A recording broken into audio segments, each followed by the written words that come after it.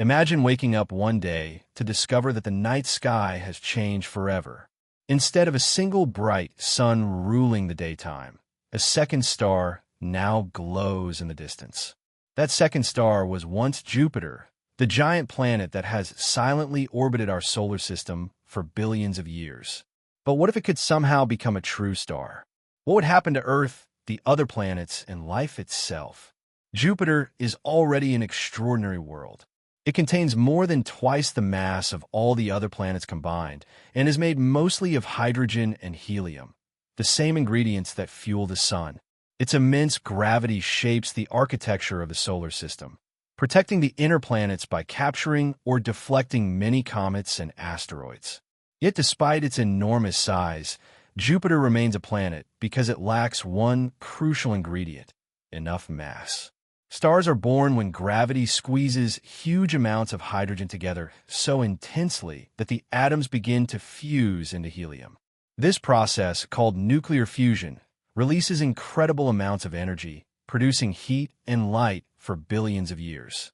Jupiter's core experiences immense pressure, but it falls far short of the conditions needed for sustained fusion. In reality, Jupiter would need roughly 80 times its current mass to ignite as a true star. Until then, it remains what astronomers sometimes call a failed star. Not because it nearly became one, but because its composition resembles that of stars while its mass does not. Now imagine a thought experiment where Jupiter suddenly gains enough mass to cross that critical threshold. Gravity crushes its interior with unimaginable force. Temperatures soar into the millions of degrees. Deep within its core, hydrogen atoms begin colliding and fusing. In an instant, Jupiter transforms into a newborn red dwarf star, the smallest type of star capable of sustaining nuclear fusion. The solar system now has two suns. The transformation would be spectacular. Why Jupiter isn't already a star?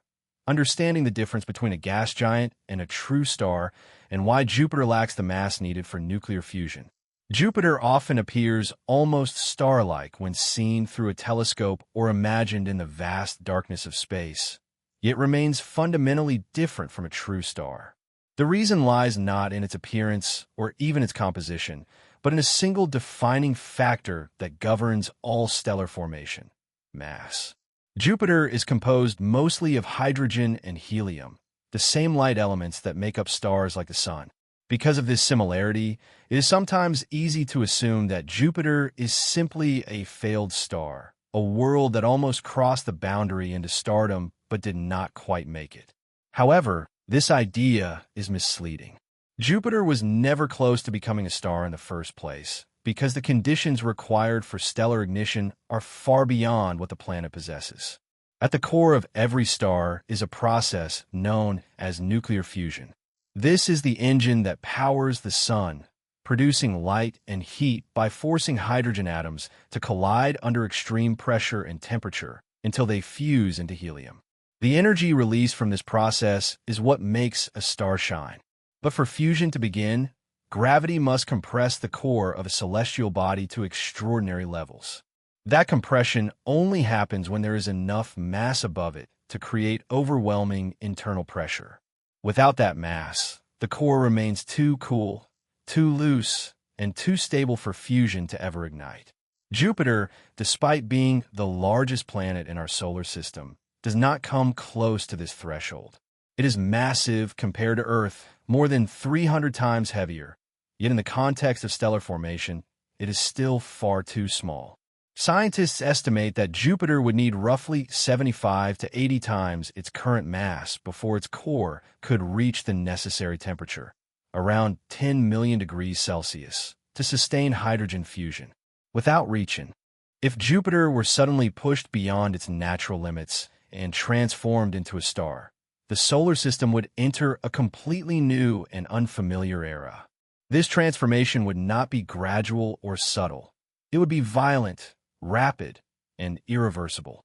The moment Jupiter gained enough mass to ignite nuclear fusion, its identity would fundamentally change from a cold gas giant into a living, radiant sphere of energy. The hydrogen deep inside its core would no longer remain in a stable state. Instead, It would collapse under overwhelming gravitational pressure until atoms begin to fuse, releasing enormous amounts of energy in the form of light and heat. In that instant, Jupiter would cease to be a planet and would instead become a red dwarf star, the smallest and most common type of star in the universe. As this new star ignites, the first visible change would be its sudden brightness. Jupiter would no longer reflect sunlight. It would generate its own. From Earth, the night sky would be permanently altered. What was once a faint, wandering point of light would transform into a glowing second sun. Depending on its final mass, it might appear reddish or orange, far dimmer than our primary sun, but still bright enough to dominate the night sky and even cast shadows on Earth's surface. Nights would never be truly dark again. Instead, twilight-like conditions could persist in certain regions, especially when this second star rises above the horizon. However, the most profound changes would occur not in appearance, but in gravity. Adding enough mass to Jupiter to trigger fusion means dramatically increasing its gravitational influence. This would reshape the entire architecture of the solar system. Planetary orbits are delicate balances between forward motion and gravitational pull, and even small changes in mass distribution can lead to long-term instability. With a second star in the system, the gravitational map of space would become far more complex. Planets that once. When Jupiter transforms into a star, the solar system does not simply gain an extra light in the sky. It gains an entirely new gravitational authority. The moment nuclear fusion ignites inside what was once the largest planet, the balance that has held for billions of years begins to shift. At first glance, the change might appear purely visual, a second sun rising in the night sky. But beneath that visual transformation lies a far deeper restructuring of space itself. Gravity, the invisible force that organizes planetary motion, would be rewritten across the entire system. In its original state, Jupiter already acts as a gravitational guardian. Its massive presence helps shape the orbits of asteroids and comets, sometimes deflecting potential impacts away from the inner planets and sometimes pulling debris inward. But even in this role, Jupiter remains a subordinate player to the Sun. Once it becomes a star, however, it is no longer a supporting body. It becomes a competing gravitational center. This does not mean the Sun is suddenly weakened, but it does mean that the solar system is no longer dominated by a single point of gravitational control. Instead, it becomes a binary star system, where two massive objects influence everything around them. Binary systems are common in the universe, but they are also inherently more complex than single-star systems. The gravitational fields of two stars overlap and interact, creating regions of stability and instability that shift depending on distance and orbital configuration. Planets that once moved in predictable paths around the Sun would now experience additional perturbations from the second star.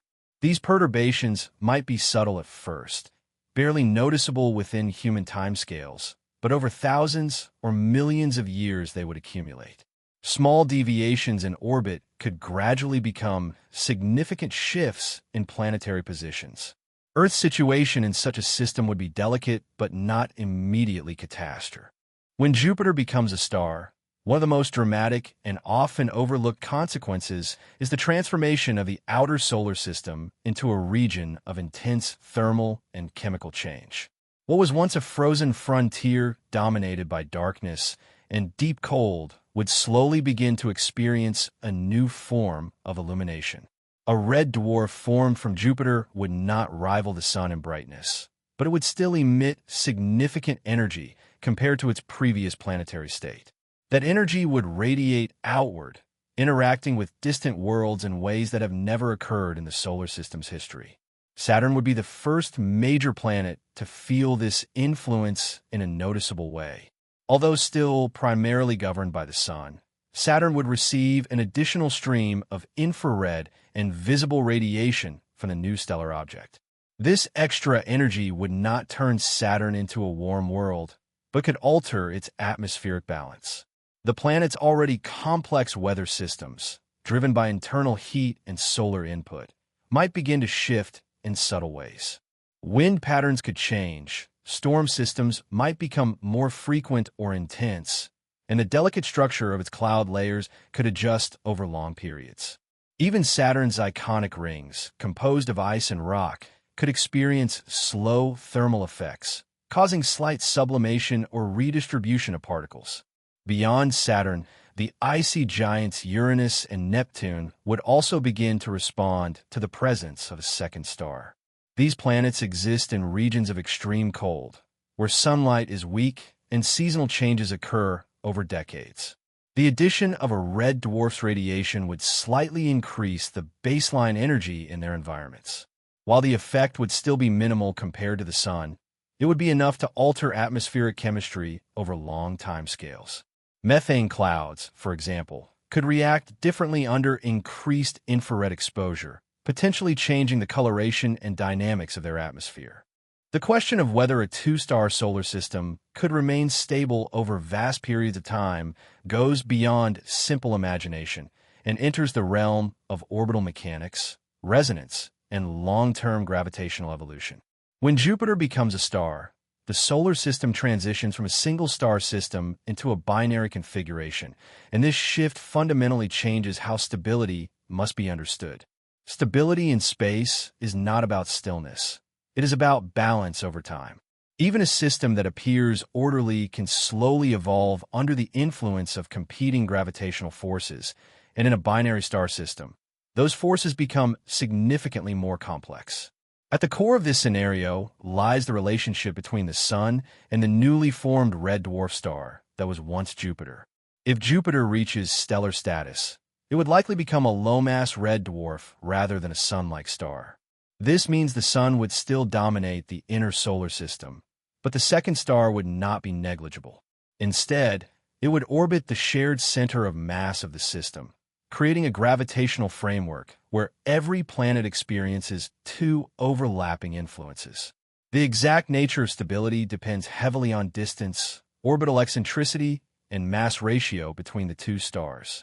In the most stable configuration, the red dwarf would orbit far enough in the inner solar system that its gravitational influence on Earth and the inner planets remains weak but consistent. This would create what is known as a hierarchical binary system, where one star dominates the inner region while the second exerts broader, slower perturbations from a distance. In such a setup, planets like Earth could continue orbiting the Sun relatively undisturbed in the short term. However, undisturbed in cosmic terms still allows for gradual shifts over long timescales. Even tiny gravitational nudges accumulate over millions or billions of years, slowly reshaping orbital parameters.